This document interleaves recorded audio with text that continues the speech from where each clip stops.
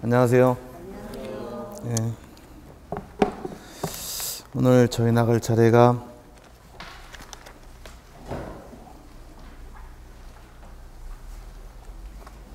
(145페이지의) 지적 정리의 통지 나갈 차례입니다. 맞죠? 네. 실수로 복습하신 분. 실수로 지난주까지 배운 거 한 번이라도 들춰보신 분. 안 봤어요? 네, 잘하셨습니다. 자, 지금은 안 봐도 돼요. 제 거 안 보고 뭐 열심히 보시라 그랬어요. 네, 민법 열심히 보시기 바래요. 그게 더 중요합니다. 처음에는. 자, 145페이지 지적정리 통지라는 것이 나와 있는데, 통지라는 것은 대장 등을 정리한 다음에 그 사실을 토지 소유자에게 알려주는 것이 통지입니다. 통지 왜 할까 그러면? 항상 공부할 때는 이걸 달아야 돼요.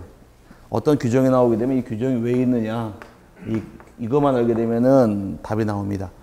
통지를 해주는 이유는 여러분 토지에 대해서 대장이 있을 때 대장을 정리를 했습니다. 정리한 사실을 여러분이 알면 통지할 필요 없겠죠? 모르는 경우는 알려주기 위해서 거치는 절차 통지라는 것이에요. 그럼 대장 등을 정리한 다음에 왜 통지할까? 소유자가 자기 대장 바뀐 사실을 모르니까. 알려주는 목적인데 왜 모를까 그러면? 대장을 정리하긴 정리했지만 소유자가 신청한 게 아니라 대장소관청이 직권 정리한 경우에, 그럼 여러분 대장은 소관청 직권을 정리해버리게 되면 정리한 사실을 소유자가 모르기 때문에 알려주는 게 통지입니다. 그래서 여러분 교재에서 의의가 지적소관청이 지적공부에 등록하거나 지적공부를 복구, 말소 또는 등기 축탁을 한 때에는 당해 토지 소유자에게 통지해야 한다. 반대로 토지 소유자가 신청한 경우는 소유자 스스로 알고 있겠죠. 통지할 필요가 없다가 됩니다. 그래서 원칙은 서면 통지가 원칙이지만 통지받을 자의 주소나 거소를 알 수 없을 때에는, 혹시 민법 배울 당시에 공시, 송달 이런 말 들어본 적 있어요? 공시, 송달이 뭔가요? 상대방에게 의사표시를 해야 되는데 상대방이 어디든지 모르는 경우는 법원에 요청을 하게 되면 법원 게시판에 2주간 게시하게 됩니다. 게시하게 되면 상대방에게 도달된 것으로 본다 규정인데 그걸 따라가는 규정이 따라붙어요. 그래서 여기 보니까 알 수 없을 때에는 국토교통부 령으로 정하는 바에 따라 일간신문이나 해당 시군구의 공보란 말이 나왔는데 옛날에는 공보란 말을 안 썼고 이 관공서에서 발행되는 신문이 있습니다. 법이 개정된다거나 새로운 규정이 만들어지게 되면 알리는 신문을 관보라고 불렀어요. 뭐라고요? 관보를 앞으로 공보라고 합니다. 공보나 인터넷 홈페이지에 공고해야 한다. 그럼 직접 통지가 원칙이지만 통지 못할 때는 일간신문이나 시군구 공보 또는 인터넷 홈페이지에 공고를 통해서 통지로 가름할 수도 있는데, 이 통지 대상이 굉장히 많이 나와 있죠. 다 외우세요. 그러면 그랬다 진짜 외울 건 아니고 농담한 거고 외울 게 아니라 이 중에 이제 통지 대상이 아닌 걸 물어보면 답은 딱 하나밖에 없어요. 소유자가 신청한 때. 그럼 지금 1번 보니까 소유자 신청이 없어서 지적소관청이 직권으로 조사 측량하여 지번, 지목, 경계, 좌표 면적을 결정한 때. 신청하지 않아서 직권으로 한 경우는 모르니까 알려줘야 됩니다. 통지가 들어가는 것이고, 두 번째, 지적소관청이 지번을 변경할 당시에도 바뀐 지번 알려줘야 되니까 통지. 쓰지 마세요. 안 나오니까. 지적소관청이 지적공보를 복구한 때, 복구란 말은 이제 노원구청에 보관 중인 대장이 있다가 노원구청에 화재가 났습니다. 근데 다 타버렸겠네요. 그럼 대장이 불타버린 경우에 다시 만들어줘야 돼요. 다시 만드는 것을 복구라고 부릅니다. 복구한 경우도 소유자 모르기 때문에 알려줘야 되고, 그 다음에 해면성 토지를 말소하는 경우에 바다가 된 토지의 경우는 아마 지난주에 기억날지 모르겠지만 책이 없어서 제가 쭉 설명을 드렸어요. 일반적인 것들은 다 60일 내 신청할 의무가 따라오지만 토지가 바다가 된 경우는 60일이 아니라 90일 내 신청을 해야 한다. 다 신청하지 않았을 때에는 소관청에서 직권으로 말소하더라. 그 직권으로 말소한 때에는 소유자가 모르기 때문에 알려주는 것이 바로 통지고요. 그래서 그 통지가 들어갈 것이고, 다섯 번째의 경우는 도시개발사업, 도시계획사업, 도시개발사업, 농지 개량사업 등에 의해 지적공부를 정리한 경우도 통지해 줍니다. 아직은 자세히 안 배웠지만 일반적인 토지 이동은 전부 다 토지 소유자가 신청하는 게 원칙이지만 반대로 요 개발 사업 등을 시행하게 되면 이때부터 사업 시행자가 신청할 의무가 따라와요. 그럼 개발 사업이란 말이 튀어나오게 되면 반드시 누구만 신청하실 것? 토지 소유자가 아니라 사업 시행자가 하게 됩니다. 그럼 시행자가 했을 경우 토지 소유자가 모르기 때문에 알려줘야 되니까 통지가 들어가고요. 대위 신청에 의해 지적 공보를 정리했을 때 이때 통지가 들어가는데 여러분이 할 신청인데 여러분이 안 하게 되면 다른 제3자가 대신 신청할 수 있는 규정이 바로 대위 신청이에요. 소유자 스스로 모르니까 알려줘야 될 것이고요. 또 행정구역 개편을 통해서 지번을 새롭게 부여한 경우도 바뀐 지번 알려줘야 되니까 통지. 그래서 최근에 아마 통지받은 게 있을 겁니다. 올 초에 도로명 주소 바뀐 지번 아마 통지가 나왔을 거예요. 다. 그래서 알려주는 것이 바로 통지가 되고요. 그 다음에 8번째가 지적공부에 등록된 사항이 오류가 있음을 발견하여 지적소관청이 직권으로 등록사항을 정정한 때 당연히 직권정지한 사실 통지 들어갑니다. 마지막 9번째가 토지표시의 변경에 관한 관할등기소의 등기를 촉탁한 때는 통지 들어가는데 통지라는 것을 쉽게 이해하시면 돼요. 통지라는 것을 왜 하더라? 소유자가 모르니까 알려주는 통지입니다. 그럼 대부분 다 소유자 신청을 하지 않은 경우와 신청한 경우 나눠서 신청을 안 하게 되면 소유자가 모르겠네요. 전부 다 통지를 해주겠지만 신청한 경우는 통지할 필요가 없다가 됩니다. 만약에 그 9가지에서 다음 중 토지 소유자에게 통지할 필요가 없는 것을 찾으시오. 그럼 답은 딱 하나밖에 없어요. 소유자가 신청한 경우에 답이다 보니까 9개를 외우는 게 아니라 없는 답을 하나 외우시라는 얘기예요. 이해가셨어요? 그 다음에 이거 눈에 뻔히 보이니까 이걸 낼까요? 안 내겠죠. 그래서 그 맨 밑에 그게 중요한 겁니다.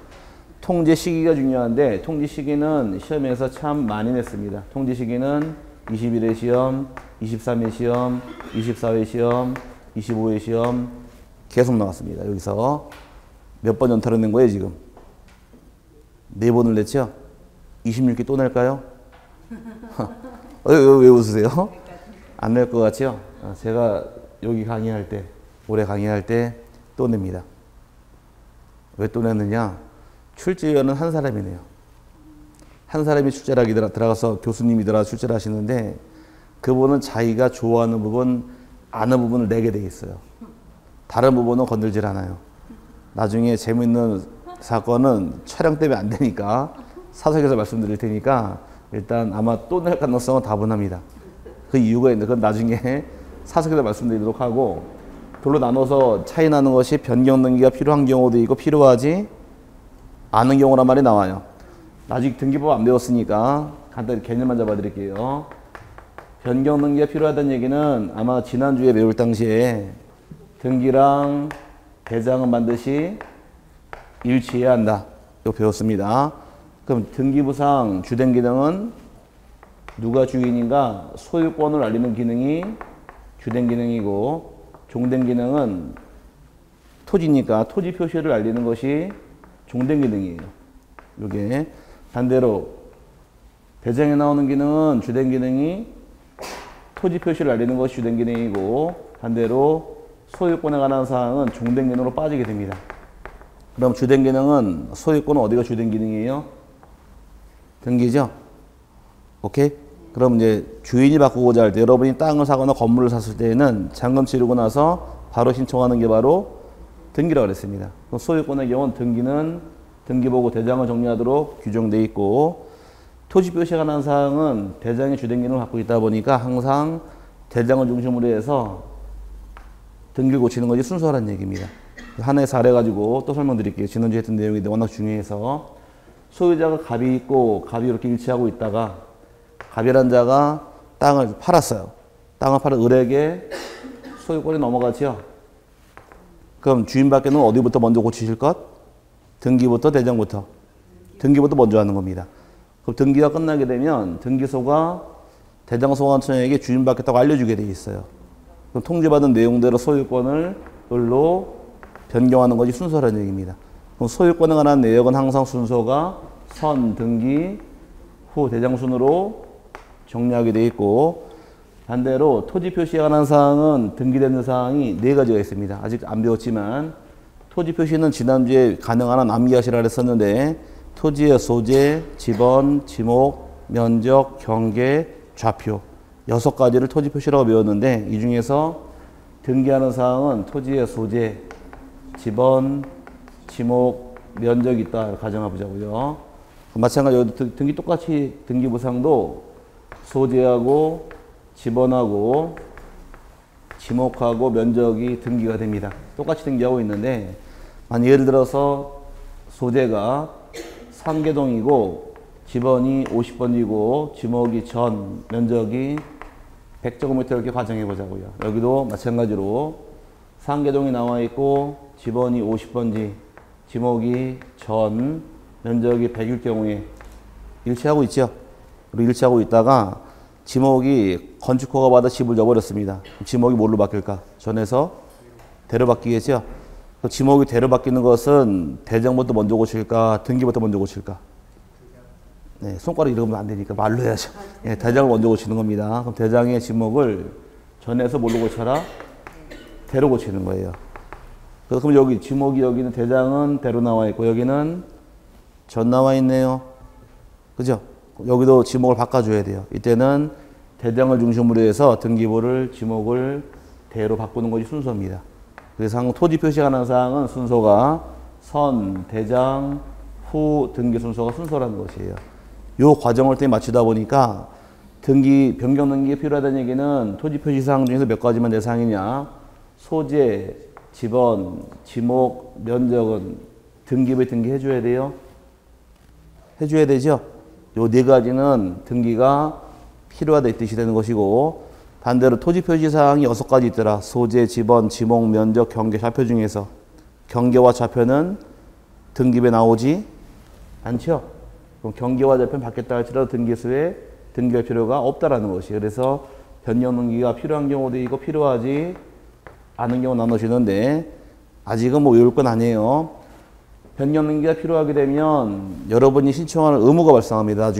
나중에 이제 토지를 가지고 계신 분, 건물을 가지고 계신 분 차이점이 발생하는데 토지가 바뀌던 건물이 바뀌던 나중에 등기법에 올 당시에는 소유자가 1개월 내 등기 신청할 의무가 있어요.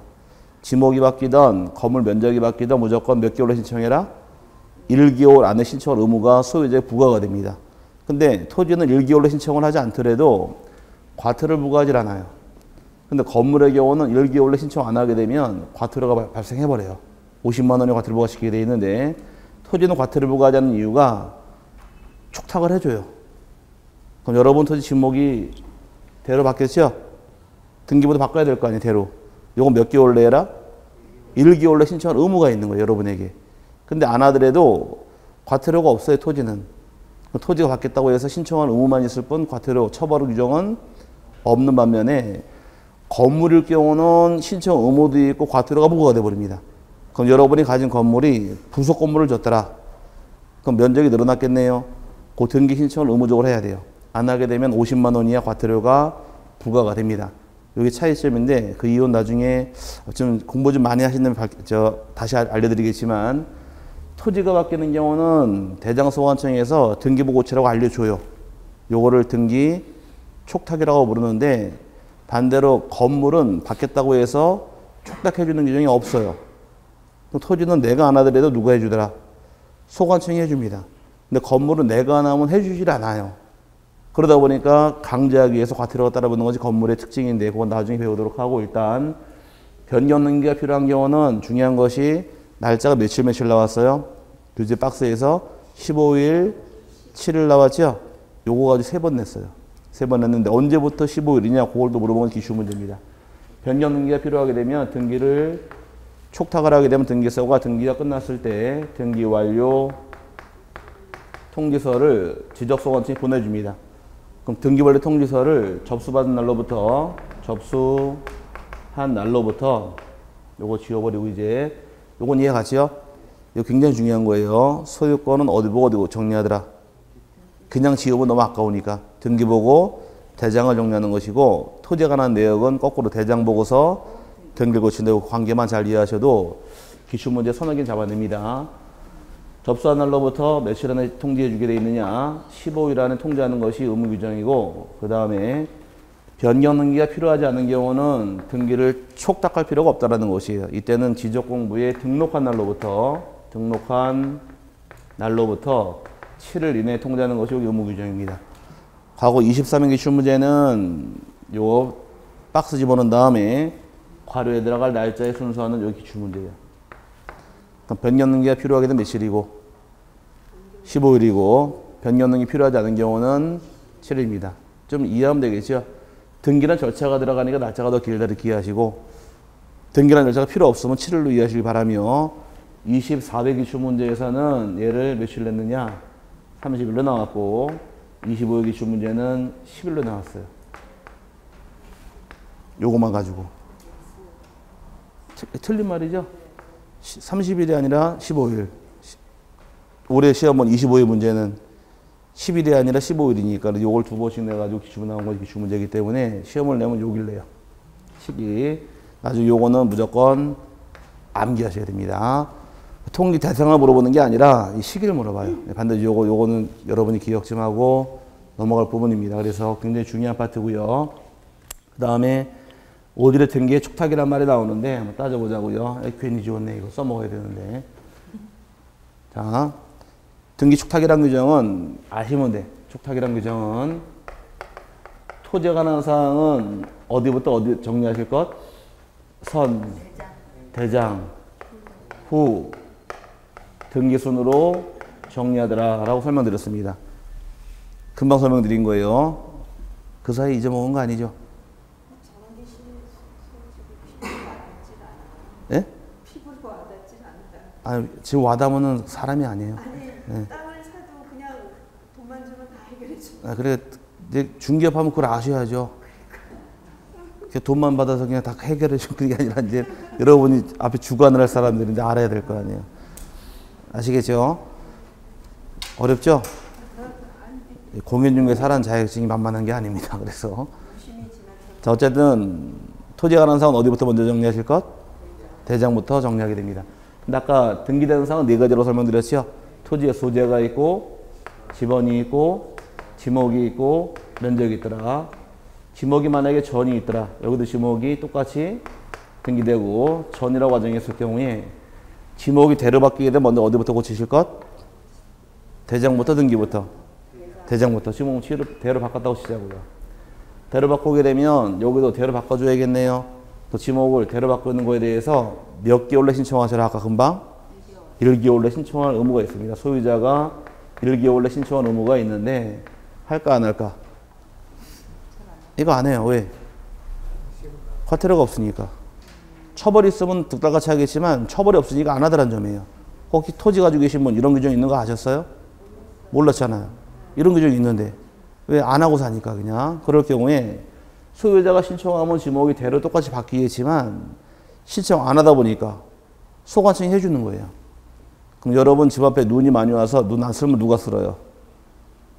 동사무소 그 애들이 와서 쓸지 않나? 그럼 소유자가 안 하면 국가가라도 해주는 겁니다. 그래서 국가가 지목이 바뀌었으니까 등기보다 지목 바꾸라고 알려주게 돼 있어요. 그거를 등기의 촉탁이라고 부르는 거예요. 촉탁이란 말이 좀 어려운데 촉탁이란 말은 이제 똑같은 의미가 등기를 신청한다 이렇게 이해하시면 됩니다. 나중에 자세히 배우겠지만 우리 같은 사람이 토지를 사거나 팔았을 경우에 등기소에 등기를 신청을 할 거예요. 그죠? 그럼 등기 신청한다는 말을 쓰는데 신청한다는 말은 개인 간에 서로 등기 신청할 때가 등기 신청이라는 말을 쓰는 것이고 만약에 여러분 토지를 서울시나 노원구가 토지 수용을 했습니다. 뭐 했다고요? 수용. 취득한 자가 일반 사인이 아니라 관공서가 취득했죠? 이때는 신청이라는 말 안 쓰고 촉탁이라는 말을 써요. 뭐라고요? 촉탁. 촉탁이라는 말은 등기 신청인이 국가나 지자체가 신청한다는 게 촉탁이라는 말을 쓰는 겁니다. 우리 일반 사인들이 신청하는 것은 말 그대로 등기 신청 이렇게 표현하는 것이고 관공서가 요청하는 등기를 촉탁이라고 불러요. 그러면 소유자 신청하지 않았으니까 누가 하더라? 지적소관청이 등기를 해달라고 요청을 했죠. 그 등기를 일반 사인이 요청한 것이다. 지적소관청이 요청한 것이다. 지적소관청, 관공서니까 등기를 촉탁했단 말 쓰는 겁니다. 그럼 신청이란 말은 누가 하는 것이고 일반 사인이 할 때가 신청이고 관공서가 등기를 요청하는 것을 촉탁이라고 불러요. 이해 가셨어요? 그럼 촉탁한다는 얘기는 전제 조건이 있게 됩니다. 요것만 이해하시면 돼요. 촉탁을 하는 이유는 등기부랑 대장을 지금 요리 맞출 목적이에요. 일치시키기 위한 목적. 그럼 전제 조건 첫 번째가 등기부가 있어야 될까 없어야 될까? 있어야 되겠죠? 등기부가 있어야지만 촉탁이 들어갑니다. 반대로 두 번째는 등기되는 사항을 촉탁을 할까? 등기사항이 아닌 걸 촉탁을 할까? 등기되는 사항을 촉탁을 하는 거예요. 맞출 목적이니까. 등기가 안 되면 촉탁할 필요도 없는 거니까. 그럼 등기되는 사항만 촉탁을 하는 겁니다. 그럼 등기부가 존재하면 촉탁을 하고 등기되는 사항을 촉탁을 해라. 거꾸로. 그러면 등기부가 없을 때에는 대장은 있지만 현재 토지가 미등기래요. 그럼 촉탁할 필요가 없죠. 맞출 게 없으니까. 그럼 지금까지 배운 내용 중에서 토지를 처음 등록할 때 뭐라고 배웠어요? 신규 등록이란 말 쓰더라. 뭐라고요? 신규 등록. 토지를 처음 등록하는 경우를 신규 등록한다는 말을 쓰는데 신규 등록할 당시에는 대장을 처음 만들 때입니다. 등기부가 있을까 없을까? 없겠지요. 등기부가 없다 보니까 신규 등록은 촉탁할 필요가 없다가 되는 겁니다. 얘가 기출문제가 12회 시험, 18회 시험, 19회 시험, 23회 시험 얘만 연타로 답이에요. 그럼 토지이동 우리 배울 때 지난주에 개념만 좀 잡아드렸는데 신규 등록, 등록 전환, 분할, 합병, 지목 변경, 바다가 된 토지의 말소 굉장히 많은 것들이 있는데 그중에 딱 하나만 촉탁을 안 해요. 뭐만?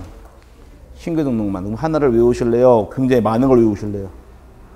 이걸 외워야겠죠? 신규 등록은 촉탁하지 않습니다. 하나 외우시고 두 번째 등기되는 사항을 촉탁을 해라. 등기되는 사항은 토지의 소재하고 지번하고 지목하고 면적만 촉탁이 들어갑니다. 소재, 지번, 지목, 면적은 외우셔야 돼요. 어쩔 수 없이 등기되는 사항은. 그럼 만약에 등기되는 사항이 아닌 것은 촉탁할 필요 없다가 되겠네요. 등기부 등기 안 하니까 마실 필요가 없잖아요. 등기부 등기 안 하는 사항은 촉탁할 필요 없다요. 그럼 등기 안 되는 사항은 몇 가지가 있느냐? 토지 표시 사항이 소재, 지번, 지목, 면적, 경계, 좌표에서 경계란 건 등기부에 나올까요? 안 나오겠죠? 좌표도 등기부에 나오지 않으니까 촉탁하지 않는 겁니다. 요게 그 어려웠던 15회 기출 문제 이렇게 끌고 들어와요. 그래서 촉탁하는 건 나중에 다 이유를 알면 다 답이 나오는데 촉탁한다는 그 전제 조건은 요거만 기억하시면 됩니다. 일단 등기부랑 대장을 맞추기가 목적이니까 등기부가 있을 것. 두 번째는 등기되는 사항일 것 묶어놓은 다음에 이 두 가지가 아닌 것들을 끄집어내 답을 만들어요. 얘가 답이에요. 이해가셨어요? 그럼 촉탁이라는 제도가 왜 있는가? 한 원인만 파악하시면 답은 나오니까 그 원인을 파악하고 들어가면 답이 떨어져요. 그러니까 나중에 부담 갖지 마시고 이거 앞으로 몇 번 들을까? 이 내용 앞으로 10번 들어요. 최소한. 10번 들어요. 그 중에 한 번만 아시면 돼요. 지금 다 알아버리면 나도 1년 먹고 살아야 될 거 아니에요. 자, 등기되는 사항이 몇 가지 있다고요? 4가지 있죠? 소재, 지번, 지목, 면적인데 여기 계신 분 중에서 혹시 세대가 도시락 세대, 변도 세대예요?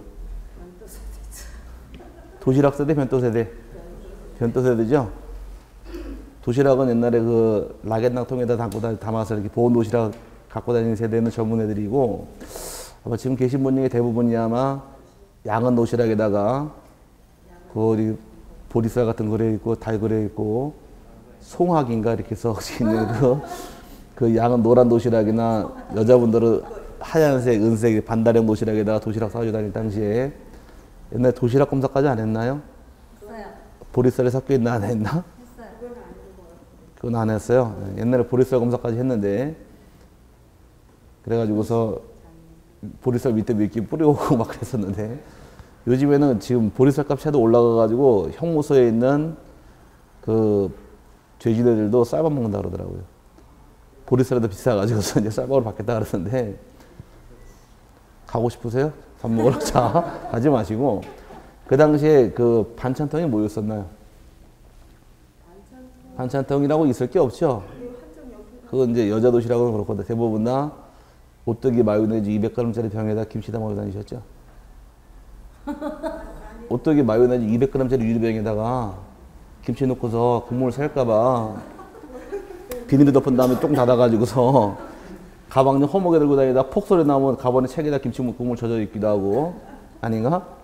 멸치나 콩장 같은 것들은 주로 거버이유식 조그만 병에다가 담아 다녔고 많이 가져갈 필요 없으니까 김은 삼양라면 봉지에다 담아 다니셨고 맞죠?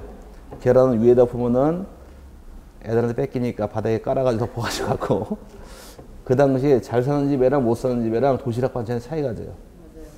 잘 사는 집 애들은 진주햄, 소세지, 계란 묻혀서 싸왔고 못 사는 집 애들은 색깔은 똑같지만 김치 가져왔죠. 대부분이 아닌가? 맞죠? 그때 김치 가져가실 때 김치 싸고 다니실 때 그 잘 사는 집의 도시락 반찬 뭐라 그랬어요? 내 도시락 반찬은 뭐였으면 좋겠다. 내가 나도 김치 싸가지고 왔는데 내 짝꿍이 소세지 싸왔어요. 그럼 내 도시락 반찬도 소세지면 좋겠다고 생각한 적 없으세요?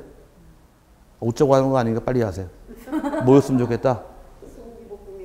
소고기 볶음이 아니라 그냥 막대장차. 뭐였으면 좋겠다. 빨리 따라하세요. 소세지면 좋겠다죠?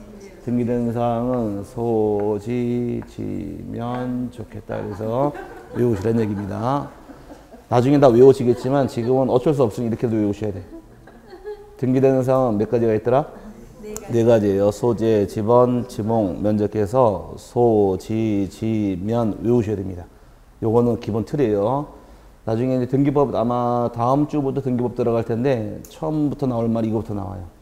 토지의 경우는 소재, 지번, 지몽, 면적 등기합니다. 건물의 경우는 소재, 지번, 구조와 종류와 면적을 등기합니다. 라고 다음 주에 배울 텐데 미리 알고 가시면 다음 주에 편안하고 언젠가 외우실 내용이니까 미리 외우시면 편하겠죠. 네 가지 등기된 사항이다 이렇게 잡아놓으시고 넘어가시되 여러분 교재에서 의의는 토지 표시의 변경에 관한 등기를 할 필요가 있는 경우에 페이지 145페이지 촉탁의 의의입니다. 지적소관청은 지체 없이 관할 등기관서에 그 등기를 촉탁하여야 한다 나와 있고 대상이 굉장히 많이 나와 있죠. 하지만 1번에 토지 이동이 있는 경우는 촉탁이 다 들어가지만 하나가 가로 안에 제외라고 써 있을 거예요. 뭐 신규 등록은 제외다예요. 그럼 토지 이동 사유는 굉장히 많습니다. 신규 등록, 등록 전환, 분할, 합병, 직무 변경 등 굉장히 많이 있는데 하나만 딱 촉탁을 안 해요. 그럼 촉탁하는 거 많은 걸 외울래요? 안 하는 거 하나를 외울래요? 그래서 하나 외우시라는 얘기예요. 그럼 촉탁을 왜 안 할까? 이유는 등기부가 없으니까 안 한다 잡아놓으시고 그 다음에 나머지는 등록한 사항은 전부 다 외울 필요는 없습니다. 다 생략할게요. 넘어가서 그 다음 나오는 지적 측량이란 말이 나오는데 지적 측량이라는 것은 아마 우리 용어 정리할 때 측량을 통해 얻는 결과는 3개 있다고 배웠습니다. 측량을 얻는 결과는 경계, 좌표, 면적은 측량 통해 구한다. 그래서 경계 어떻게 구합니까? 물어보게 되면 나올 말은 측량, 이게 어울려 나와야 돼요. 좌표 어떻게 구하시고 측량, 면적 어떻게 구하시고 측량해서 이 3가지 구할 목적이 바로 측량하는 목적인데 측량 의의나 읽어보자고요. 토지를 지적공부에 등록하거나 지적공부에 등록된 경계점을 지상에 복원하기 위하여 필지의 경계, 동그라미, 좌표, 동그라미, 면적, 동그라미를 정하는 측량을 말하며 측량할 때 얻는 결과가 몇 가지가 있더라? 크게 3가지가 있죠. 경계, 좌표, 면적 구하는 것이며 측량은 지적 재조사 측량과 지적 확정 측량을 포함한다 해서 측량의 정의가 들어오는데 아직은 외우지 마세요. 두꺼운 책 나오게 되면 측량 대상이 총 13가지가 나오니까 외우지 마시고 지금 개념만 잡아드릴게요. 이제 측량의 분류에서 지적 측량은 기초 측량이랑 세부 측량 둘로 세분합니다. 자, 이게 뭔 말인가 보자고요. 측량을 세분하게 되면 측량은 2대 구분해서 하나는 기초 측량이라는 측량이 있고 또 하나가 세부 측량으로 구별하게 됩니다. 측량, 기초 측량이 있고 세부 측량 둘로 세분하는데 풀어드릴게요. 기초 측량이라는 것은 지적 기준점을 정할 목적으로 측량 들어가는 것이 기초 측량이고 그럼 기준점을 정하게 되면 기준점을 통해서 하나의 필지마다 1필지마다 토지의 경계를 구하고 그 다음에 좌표를 구하고 면적을 정하기 위해서 실시하는 측량이 바로 세부 측량입니다. 어렵죠? 이렇게 설명드리니까. 모르겠죠? 자, 한번 따져보자고요. 만약에 이렇게 토지가 이렇게 있다 가정을 하고 아직 책이 없으니까 설명을 드릴게요. 이렇게 사거리가 있고 제가 지난주에 숙제 한번 낸 게 있었는데 찍어 오셨어요? 지적 도건점이 있던 거 땅바닥에 보셨어요? 아, 그걸 봐야 대화가 되거든. 네, 찍어 오셨어요? 네, 이따 돌려보시고 이따 커피 한잔 타드릴게요 제가. 네. 자, 거기 땅바닥에 딱 매설돼 있었죠? 자, 요게 만약에 다 필지가 이렇게 있다 가정을 하고 그게 기준점이 땅바닥에 이렇게 설치가 되어 있습니다. 이렇게 있다 가정해 보자고요. 측량 기준점이 있다 가정했을 경우에 자, 여기 잘 보세요. 말 풀기 위해서 이 일대토지 측량할 때 누가 측량하더라도 여기서 측량 이렇게 들어가는 게 순서란 얘기예요. 이렇게 들어갑니다. 측량할 때는. 그럼 측량할 때는 항상 만환경 세워놓고 측량하게 될 텐데 그 만환경 세우는 자리가 바로 이 자리예요. 다녀보시다가 만환경을 이렇게 세워두고서 산발을 세워놓고 측량을 하죠. 측량을 요 산발을 세우는 위치가 바로 이 자리예요. 그럼 누가와 측량하더라도 항상 이럴 때는 어디서 측량해라. 여기서 하도록 측량을 만들어주는 겁니다. 오케이? 잘 들으시고 그러면 측량할 때 여기 잘 보세요. 말만 하면 되니까 하나 소리 측량 1필씩 측량하는 게 우선일까? 요 기준점 정하는 게 우선일까? 기준점을 먼저 구해야겠죠? 기준점을 구해주고서 그 다음에 하나의 필지마다 측량 들어가는 겁니다. 순서가. 이해 갔어요? 그럼 측량의 순서는 기초가 먼저예요? 세부가 먼저예요? 기초가 먼저죠? 그럼 얘가 먼저 측량하는 것이고 얘가 나중에 측량의 순서입니다. 그럴 경우에 이 기준점 구하는 것이 기초 측량이고 기준점을 구해주게 되면 기준점을 통해서 하나하나 측량 들어가는 것이 여기 세부 측량이라는 얘기예요. 이해 갔어요? 그럼 이제 기초란 말이 좀 어려운데 기초란 말은 건물을 짓고자 할 때 가장 먼저 하는 공사 어떤 공사일까? 기초공사. 거기 시작이다 보니 기초공사, 기초측량만 집어넣는 것뿐이에요. 그럼 얘를 먼저 한 다음에 기준점을 통해서 하나하나 측량 들어가는 것이 순서라는 얘기입니다. 그럼 기초가 먼저, 세부가 먼저? 기초가 먼저인데 그럴 경우에 정밀도 면에서 기초 측량의 정밀도가 높을까? 세부가 높을까? 정밀도는? 기초가 세부가? 찍으세요. 하나, 둘, 셋.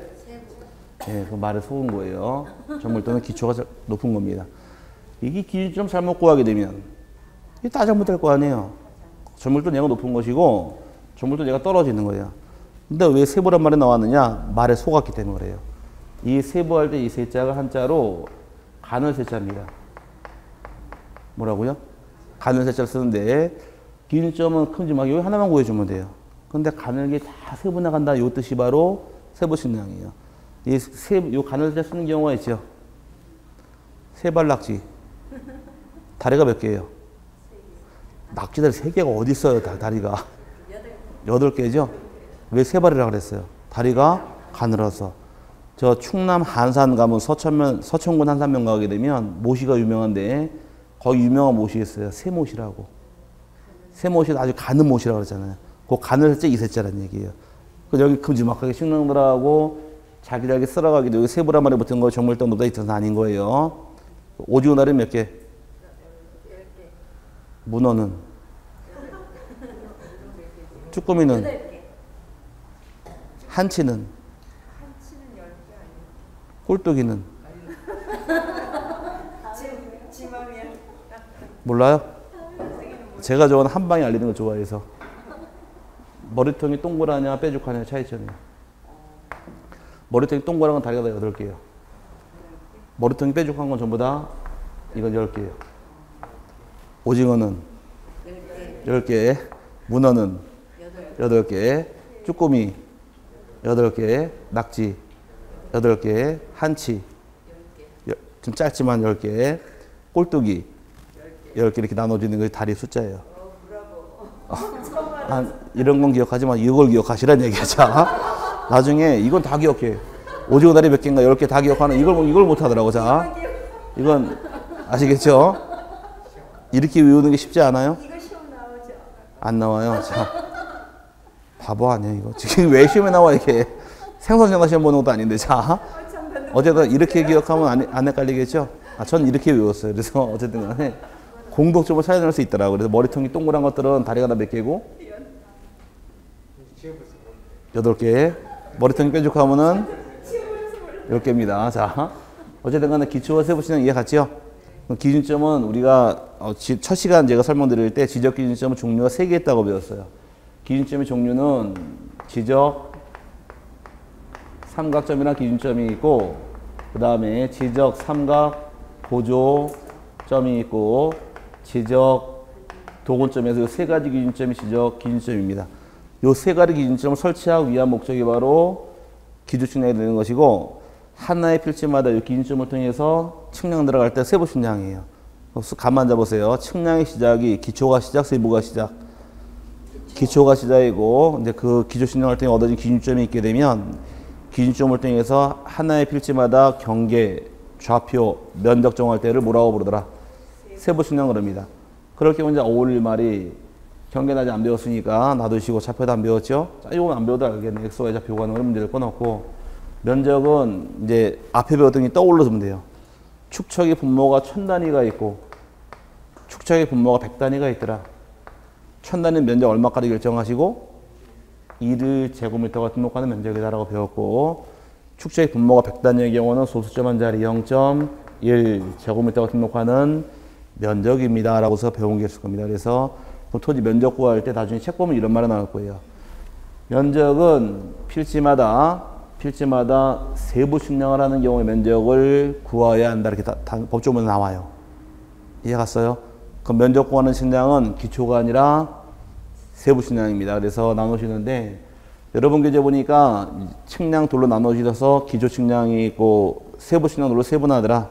그래서 기초 측량은 기준점 구하는 것이 기초 측량이다 보니까 3가지가 나눠져서 지적 삼각점을 구할 때를 지적 삼각점 측량, 지적 삼각 고르점 구하는 것을 지적 삼각 보조점 측량, 지적 도근점 구하는 것을 지적 도근점 측량인데, 이 지적 기준점 앞에 다 공통적으로 뭐가 붙어 있느냐? 지적자가 붙어 있어요. 지적자가 붙으면 전부 다 지적 기준점이 되는 겁니다. 지적 도근점. 거기 책에 써 있잖아요, 다.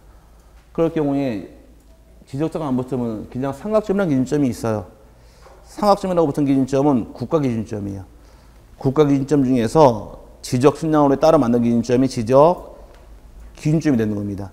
혹시 산에 가시면 산 정상에 화강암호를 이렇게 열십자 만들어 놓은 이런 거 돌 보신 적 있어요? 시멘트 부어가지고 가운데 화강암호 놓고서 국가 중요 시설물 써 있고, 거기다가 삼각점 써 있고, X, Y, 위도 좌표, 경도 좌표 쭉 써 있는 게 있을 겁니다. 표지판으로. 산에 좀 다니세요, 지금. 자, 그럴 경우에 이런 화강암 돌이 있는데, 이게 측량 기준점이에요. 옛날에 1910년대, 그 당시에 일본 애들이 우리나라 대한민국 남북한 다 통틀어서 총 31,770개를 산 정상에 매설을 해버립니다. 산 정상에 매설해야지만 보이니까. 산 밑에서 매설하면 산 뒤가 안 보이잖아요. 산이 많아서 산 정상에 박아놔서, 그 당시에 우리 조선 백성들? 우리 조선 백성들이 뭐라 그랬었느냐? 저 일본 놈들 산 전기 끊으려고 산 정상에 말뚝 박는다고 막 이런 말 나왔어요. 그게 말뚝 전기 끊으려고 하는 게 아니라 기준점을 매설해서 그 위에다가 보호하려고 이렇게 다 원두막처럼 쳐놨었습니다. 근데 그게 많이 훼손이 됐어요. 1950년 6.25 전쟁 이후로. 그러면서 이제 이게 많이 훼손되다 보니까 지금 많이 없어졌습니다. 참 일본 애들은 상당히 치밀해요. 치밀하다 보니까 이 뭐라 그럴까, 농담 삼아 얘기할 때 일본 애들이 기계를 고치게 되면 나사가 부족하고, 한국 애들이 차를 고치면 나사가 남는다 그러죠? 아닌가? 기계를 뜯어 고쳤는데 한국 사람이 기계를 고치면 나중에 나사가 남는데요. 이게 어디서 나왔는지 모를 정도로. 오다가 빨리빨리 고치는 습관인 반면에 빨리는 되겠지만 정밀도가 좀 떨어지는 게 있고, 일본 애들은 너무 천천히 하다 보니 자세히 고쳐요. 일본 애들이 그가 기술 하나 알아주는데, 어쨌든 간에 그 당시에 일본 애들이 우리나라를 점령했을 때 우리나라는 땅을 근대화된 이 면적 측정이 없었습니다. 그래가지고서 체계화된 측량을 위해서 삼각 측량을 통해서 우리나라 다 조사가 들어간 거예요. 31,770개의 점을 매설하게 되어 있는데 알고 나면 놀랄 겁니다. 이렇게 우리나라에 지도가 있다고 가정을 하고 여기 일본 열도가 있죠. 이렇게 열도가 일본은 원래 큰 섬 4개로 이루어진 나라인데 일본 여기 쓰시마 섬 있죠. 쓰시마 섬 우리말로 대마도. 대마는 어느 나라 땅이에요? 우리나라 땅이죠 원래는. 맞죠? 옛날에 구한말에 최익현 선생이 유배 갔잖아요. 대마도로. 아닌가? 대마도로 유배를 갔거든요. 귀양사를 갔는데 그럼 귀양사를 보냈다는 얘기는 우리나라 땅이니까 남의 나라 땅이니까? 우리 땅이니까 보낸 겁니다. 남의 땅이면 국의 추방이 되겠죠. 없던 걸로 하자고. 자, 그럴 경우에 반응이 없으니까 이 대마도를 중심으로 해서 여기 더 가까워요. 한국에. 일본보다는. 여기 부산에 영도가 있고 섬이 이쪽에 거제도가 있습니다. 거제도가 있는데 이 대마도에서 요 점을 2개 찍었어요. 점을 저기 긴 점을 찍은 다음에 이렇게 거리를 재고 영도에다가 밤에 서치를 할 때 하늘을 쫙 쏴가지고서 이 거리를 잰 거예요. 이 거리를 딱 재가지고 삼각으로 해서 사인, 코사인 재면 거리 나오겠죠. 여기다 점을 매설하고 또 이렇게 삼각으로 재가지고서 삼각으로 계속 이런 식으로 재가지고서 한국 땅을 다 잰 겁니다. 이런 식으로. 다 재가지고서 해당 점마다 이 기준점 매설한 게 이게 바로 삼각점이에요. 대단하지 않나요? 이 당시에는 자가 없었어요. 지금처럼 뭐 쫙 써가지고 갖다 놓는 이런 게 없었고 죽자 대나무 껍데기 벗기도 만든 그 자로 길이 25m 그 자로 자치기 하듯이 재가지고서 다 만든 기준점이 이 기준점이에요. 근데 지금 지적보다 정물돈 이게 더 높대요. 얼마나 치밀한지 아시겠죠? 근데 기준점이 6.25 전쟁 치르면서 다 망실다가 없어지다 보니까 서로 이제 안 맞기 시작해가지고서 불법제가 많이 생기다 보니까 이제 지금 시작하는 게 바로 뭐냐? 지적, 재조사. 여기 현재 시행 중에 있게 되는 겁니다.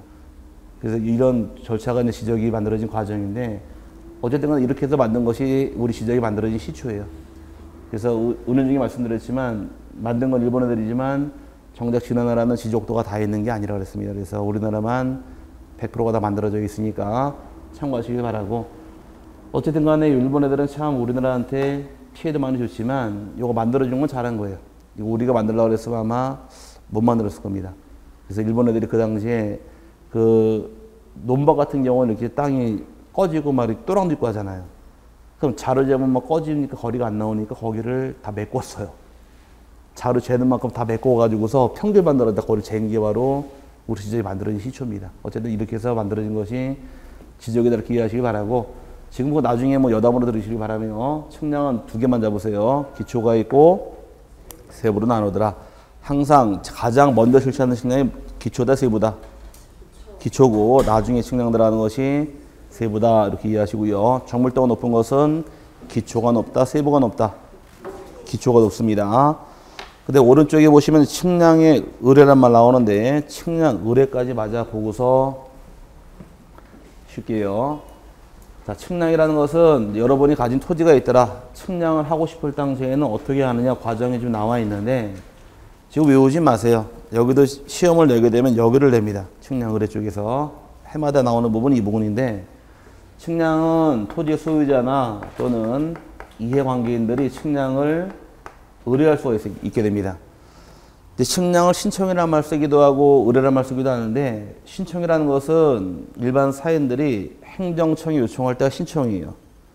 등기를 신청했단 말씀입니다. 건축허가 신청. 신청이라는 말은 일반 사인이 누구한테 요청할 때 관공서 요청할 때 신청이라는 말 씁니다. 그럼 여러분이 중개업 배우셨어요 혹시? 중개업 수업 안 들으셨어요? 들어도 잘 모르겠죠? 근데 그 중개업자에게 중개를 신청했다 그래요? 중개를 의뢰했다 그래요? 의뢰했다 그래요. 왜 신청이라는 말 안 쓸까? 중개업자 관공서가 아니니까 의뢰했단 말 쓰는 겁니다. 그래서 측량 의뢰란 말이 나오는 거예요. 그 측량 의뢰했다는 얘기는 이거 지적 소관청이 의뢰하는 것이 아니란 얘기입니다. 누구한테 의뢰할까? 지적 측량 수행자 이걸 하게 돼 있어요. 밑에 보니까 지적 측량 수행자 찾으셨어요? 그래서 그럼 소유자나 이해관계인들이 측량을 의뢰서로서 측량을 의뢰하게 됩니다. 의뢰는 지적, 측량, 수행자에게 측량을 의뢰하는 것이 여기에 과정이에요. 지적, 측량, 수행자의 경우는 두 명 있게 됩니다. 한 명은 대한지적공사가 있고 지적, 측량, 업자가 있더라요.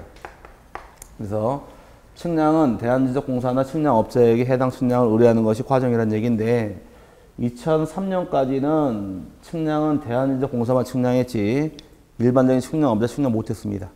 못하다가 이 일반적인 측량업자들이 헌법소원을 얘기를 해요.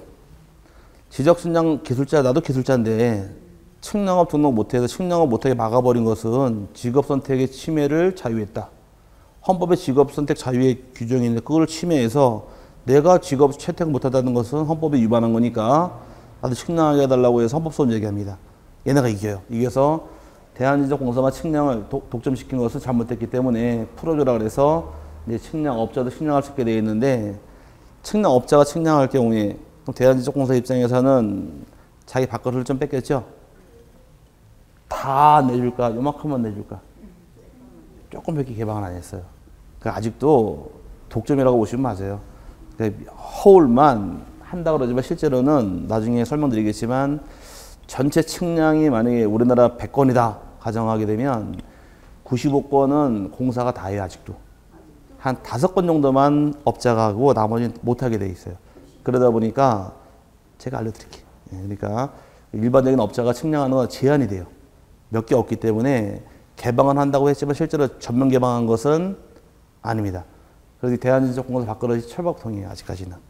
그러다 보니까 일반적인 측량업자들이 같이 해먹자라고서 지금 막 덤비고 있는데 아직 개방은 안 되고 있지만 조만간 개방은 될 것 같아요. 어쨌든 간에 의뢰를 하게 되면 의뢰할 때는 지적, 측량, 수수료를 내야 돼요. 수수료의 경우는 이제 국토교통부 장관이 매년 12월 말까지 정해놓은 수수료를 납부하고서 측량을 의뢰하는 것이 순서입니다. 의뢰받은 수행자들은 의뢰가 들어오게 되면 의뢰받은 다음 날까지 지적, 측량, 수행 계획서를 지적, 소관청에게 제출하고서 측량 들어가는 것이 여기에 절차예요. 계획서 안에는 측량 지역, 측량 기간, 측량 방법, 수수료를 명시해서 소관청에게 계획서를 제출하게 됩니다. 그럼 소관청 입장에서도 누가 어느 지역 며칠 동안 측량하는가 확인할 수 있겠네요. 그다음에 측량 계획서 낸 다음에 측량 들어가는데 여기서 암기할 사항은 이걸 기억하셔야 돼요. 측량 기간. 한번 여러분 교재 밑에 보시게 되면 측량 및 측량 검사 기간 차려졌어요. 요걸 외우셔야 됩니다. 나오는데 측량 기간은 며칠을 주느냐? 측량 기간은 5일을 줘요. 5일을 주고 측량 검사 기간은 4일을 줍니다. 그럼 이제 측량 수행자 측량하더라. 며칠 동안 측량해라. 5일 동안 측량하라는 얘기입니다. 그럼 측량을 잘했나 못했나 검사해야겠네요. 여러분이 학교 다닐 당시에 지각했다거나 점수 안 나와서 담탱이가 하는 말 갑자기 너 병원도 청소해 그러고 나서 끝나면 집에 가 검사 받아. 검사 받으라 그러죠? 검사는 누가 하는 거예요? 측량하는 거 검사하는 거예요? 아니면은 담탱이가 검사하는 거예요? 담탱이가 검사하는 거 아닌가? 근데 검사는 소관청이 검사하는 겁니다. 그래서 지적소관청 안에는 노원구청에도 지적직 공무원이 2명이 있어요. 한 명은 일반직 공무원이고 한 명은 측량 기술자가 있습니다. 2명이 측량 다루게 돼 있어요. 그래서 각 소관청마다 구청마다 측량 기술자 한 명씩 다 있습니다. 검사라고 있는데 실제로 검사가 이루어질까? 실제 검사는 잘 안 이루어져요. 하고 싶어도 못해요. 다 하고 싶어도 몇 개만 뽑아서 합니다. 다 못하는 이유는 한 건 검사는 며칠이에요? 검사 4일이죠? 10건이면은 40일 100건이면은 400일이에요. 그렇죠? 그러면은 1년 365일 중에서 공휴일 빼고 토요일 빼고 못 빼고 다 빼고 나면 한 200일 되려나? 아닌가? 자기 휴가 빼고 토요일 빼고 일요일 빼고 3일절 빼고 못 빼면 한 200일 될 거 아니에요. 그럼 노원군의 측량이 50건밖에 안 될 것 같아요? 그러니까 측량은 다 검사할 수 있는 게 아니란 얘기예요. 인력이 없어서. 그러니까 나는 검사하라 그랬지만 인력이 없는 걸 어떻게 검사할 거? 그러니까 실제로는 검사가 잘 이루어지지 않는다 얘기하더라고요. 어쨌든 간에 우리는 검사한다고 배워야 돼요. 그래도 측량 기간 며칠? 5일. 검사 기간은 4일이고 그러면 아까 이쪽 들어와서 측량은 둘로 세분하더라.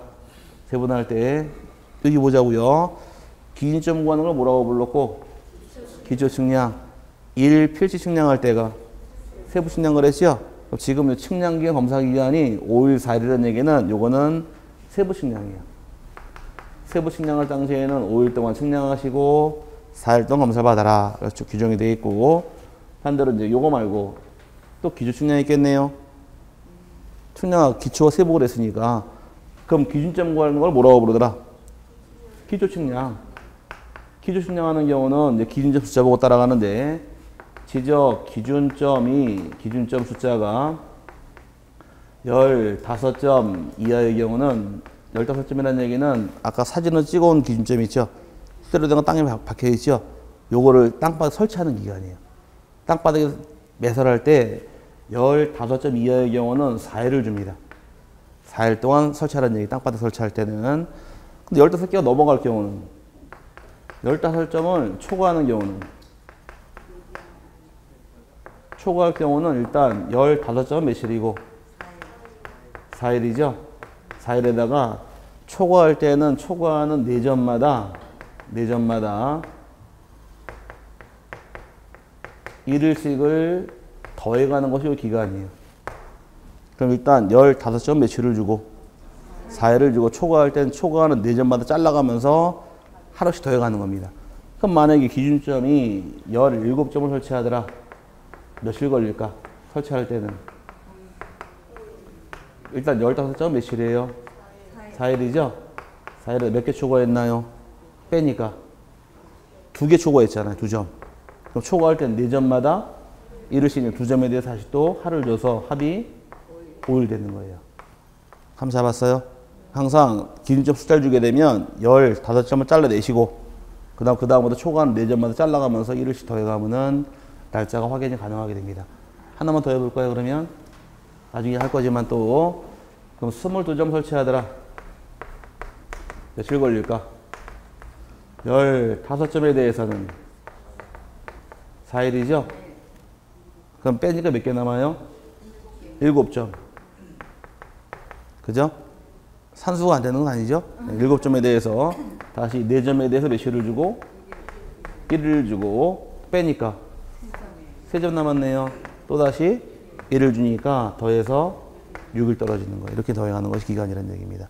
이 기간은 반드시 암기하시고 그 다음에 이렇게 가는 것이 기본 원칙인 반면에 반대로 당사자가 합의나 또는 계약을 통해 측량할 수가 있더라. 합의를 통해 측량할 때는 이 기간에도 불구하고 이 기간 따르지 않을 경우에는 전체 측량 기간 중에서 4분의 3은 측량 기간으로 하게 되어 있고 나머지 4분의 1은 검사 기간으로 본다라고 보면 여기 규정이에요. 올해 기출문제 25회 올해 본 문제에서 측량 기간은 5분의 4, 검사 기간 5분의 1. 맞는 말 틀린 말? 틀렸죠? 이렇게 나온 기출문제니까 여기를 참 수도 없이 냈어요. 이건 나중에는 다 암기하셔야 돼요. 외울 건 그래서 한 번 듣고 외우면 못 외우니까 한 2-3번 들은 다음에 그때 뭐가 좀 귀에 뚫렸을 때 그때 외우시면 되니 부담 갖지 마시고 이쪽이 중요한 겁니다. 여기 반드시 세분하고 넘어갈 부분이어서 여러분 교재에서 그 측량할 세부 측량 기간은 며칠이더라? 박스에서 5일, 검사 기간 4일, 그 다음에 기준점 설치할 때 15점 이하까지는 4일이고 초과하는 경우는 4일에다가 초과한 4점마다 1일씩을 더해가며 기획은 합의를 통해 측량할 때는 4분의 3은 측량 기간, 나머지 4분의 1은 검사 기간으로 본다까지만 잡아놓으시면 되고요. 수수료는 나중에 생략합니다. 요거만 간단히 보고 넘어가시길 바라고 또 하나가 있어요. 중요한 건 뒤에 검사 맞는 게 있는데 그거는 나중에 보도록 하고 오늘은 여기서 중요한 거 요거 반드시 날짜 나중에 외우셔야 됩니다. 그럼 측량이 나오게 되면 측량 성과가 나왔겠네요. 그죠? 성과에 대해서 제대로 했는가 검사 받는 거예요. 검사는 누가 검사하느냐? 성과는 검사할 때는 지도지사나 또는 지적소관청 검사하는 것이 순서인데 반대로 검사 안 받는 게 있게 됩니다. 요것도 여러 번 냈어요. 나중에 다 외우게 되니까 지금 간단히 참고만 하세요. 측량 실시한 경우에 경계보건 측량, 경계보건 측량이랑 또 하나가 지적현황 측량, 이 두 가지는 검사받지 않기 때문에 이 두 가지는 또 여러 번 냈습니다. 이 두 개 검사 안 받으니까 참고하시고 이 두 개를 제외한 나머지는 검사가 다 들어가요. 그럼 만약에 이쪽에서 지적 삼각점을 구하는 지적 삼각점 측량하더라. 검사 받을까 안 받을까? 받아야겠죠? 왜? 이 두 개 아니니까. 그럼 신규 등록 측량합니다. 검사 받을까 안 받을까? 신규 등록 측량은 검사. 신규 등록 검사? 그러지 마시고 검사 받는 거 몇 개 없다 그랬어요 금방. 여기 보시고 앞에 없어요. 몇 개만 검사 안 받더라? 두 개만. 이거 빼고 나머지 검사 다 들어가는 거예요. 그 등록소는 측량 실시했습니다. 검사 받아야죠. 분할합니다. 측량한 경우 검사 받아야 되는 겁니다. 이해 가셨어요? 그 다른 거 검사 받는 게 11가지가 있어요. 검사 받는 거 11가지를 외울래요? 검사 안 받는 거 2개를 외울래요? 검사 앞에 만들어. 네, 항상 근데 흥정을 해야지. 자꾸 넘어가시는다. 그럼 시험에 나오는 것은 두 군데. 여기서는 이거 아니면 이게 나오는데 얘를 더 많이 내요. 올해도 출제했으니까 아마 내년에도 4번 보너스 문제입니다. 23회 문제에서는 이렇게 나왔어요. 23회에서는 측량기간은 괄호, 검사기간은 괄호, 기준점 15점 이하는 괄호, 초과할 때는 4점마다 이렇게 괄호, 이렇게 다 집어넣고 괄호에 들어갈 날짜는 이 우리 기출문제입니다. 이렇게 나오는 기출문제다 보니까 이건 반드시 암기하실 부분입니다. 그 밑에 측량 순서까지 봐드리고 마칠게요. 측량 순서는 이제 쭉 박스로 나와 있는데 제일 먼저 측량하기 위해서 계획을 수립합니다. 측량 준비를 한 다음에 현지 답사하게 돼 있어요. 답사한 다음에 측량할 자리 선점한다고 선점을 하게 되고 네 번째가 조표 작성하게 돼. 조표라는 것은 이 뭐를 의미하느냐? 내가 측량하는 애를 선점했습니다. 여기서 측량하겠다고 이 자리에 좌표를 알아야겠네요. 좌표도 알아야 될 것이고 우리나라 지적은 몇 차원 지적? 2차원 지적, 3차원 지적, 2차원 수평입니다. 그럼 내가 쓴 위치가 표고가 얼마나 되는가? 그 표고계가 있어요. 그걸 다 감안을 해야 돼요. 그 기준 잡는 거 조표 작성했단 말 쓰는 것이고 그 다음에 관측하고 계산하고 성과표까지가 마지막 순서가 되는데 여기는 한 문제는 안 되고 한 점은 나와요. 한 점은 나와서 측량 순서는 계획 수립, 준비, 현지 답사, 그 다음에 선점, 조표 작성, 관측, 계산, 성과표 순으로 이루어진다. 딱 한 지문 나온 것이 기출문제인데 한 3번 출제했습니다. 한 지문 나올 때 한 문제는 안 되고 한 지문밖에 안 되니까 참고만 간단히 하고 넘어가시길 바라고요. 잠깐 쉬신 다음에 이제 중앙지적위원회, 지방지적위원회 다시 또 보도록 하지요. 잘 쉬시고 오시길 바라요.